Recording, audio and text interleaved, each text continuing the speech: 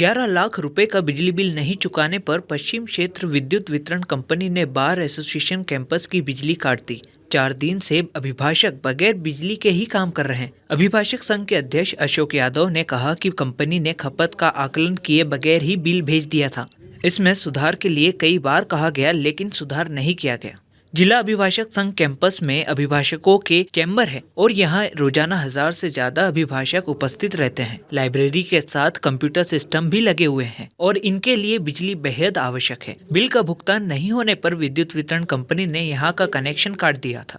इसके चलते अभिभाषक बेहद परेशान हो रहे हैं। बार एसोसिएशन अध्यक्ष अशोक यादव ने बताया कि 2020 में ही 90,000 रुपए का बिल भरा था। बकाया बिल उनके कार्यालय का नहीं है। कंपनी की तरफ से एवरेज बिल भेजे जा रहे थे। इसमें सुधार के प्रयास भी किए गए, लेकिन कंपनी की तरफ से कोई रिस्पॉन्स नहीं दिया गया। एवरेज के कारण ही बिल की राशि अधिक हो गई है।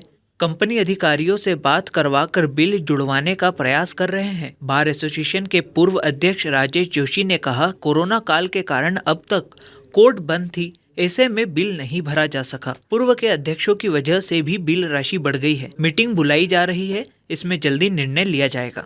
एमपीबी जिनका भी बकाया होती है, विद्युत वितरण कंपनी उनके कनेक्शन काटती है। पर चूंकि क्या हुआ है कि अगर हमारे साथ जब वो आम पब्लिक के साथ ज़्यादा बिलिंग करते हैं या एवरेज बिल लगाते हैं, तब वो शिकायत करने के लिए वहाँ पे संबंधित जोन के ऊपर जाते हैं। और इसी प्रकार से हमारे बिजली का बिल भी हमको हमेशा एवरेज बिल दिए गए और उसके अंदर अधिभार लगाया गया। हम उसको सुधारने के लिए हमने उनसे कहा है कि आप हमको यूनिट का बिल दें, अधिभार और एवरेज बिल आपने गलत लगाया, उसको त्रुटि को सुधारें। चूँकि उन्होंने सुधारी नहीं है, काट दिए। तो हमने उनको, मेरे समय में मैंने 90,000 रुपया अभी मैंने मेरे कार्यकाल में जमा किया है और ये जो भी बिल है वो सब पूर्व के पहले के समय का है और इसका शीघ्र 1-2 दिन में हम निदान कर देंगे।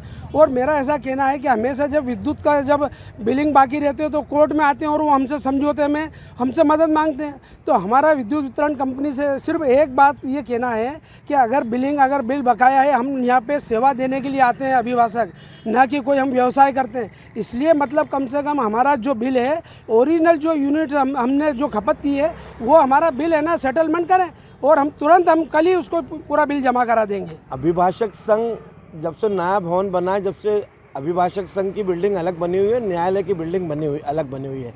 अभिभाषक संघ में नीचे सब अभिभाषक लोग बैठते हैं और ऊपर उनके चेम्बर्स हैं। चूँकि 3-4 साल से ऐसा चल रहा है कि कुछ पैसे अभिभाषक संघ उसमें डाल देता है उनके बिलों में और आपस में कलेक्शन करके और बिजली का बिल भर देते हैं। पर ये कोरोना काल में क्या होता है कि कुछ कोर्ट ही नहीं खुलती, 1 साल तक कोर्ट ही बंद थी। तो कुछ अभिभाषकों ने जिनके चेंबर है ऊपर, उन्होंने पैसे नहीं भरे और नीचे जो हमारी सर्विस बिल्डिंग है जिसमें हम सब अभिभाषक बैठते हैं, उसका पैसा अभिभाषक संघ भरता है। उनने भी कुछ पैसा, वर्तमान अध्यक्ष अशोक यादव जी ने बराबर पैसा भरा, पर उसके पहले के जो अभिभाषक संघ के अध्यक्ष थे वो पैसा नहीं भर पाए और इसी के कारण वो लाइट का बिल बढ़ता चला गया और वो लाखों में पहुँच गया। हम ऐसा प्रयास कर रहे हैं कि बहुत अतिशीघ्र हमने मीटिंग भी बुलाई, बाहर में मीटिंग बुला के निर्णय भी लिया है। अतिशीघ्र अभिभाषक संघ का जो पैसा है, जो सर्विस बिल्डिंग है, उसका पैसा अभिभाषक संघ अतिशीघ्र चुनाव के पहले, चूँकि चुनाव होने वाले मार्च-अप्रैल में, उसके पहले एमपीवी में डाल दिया जाएगा।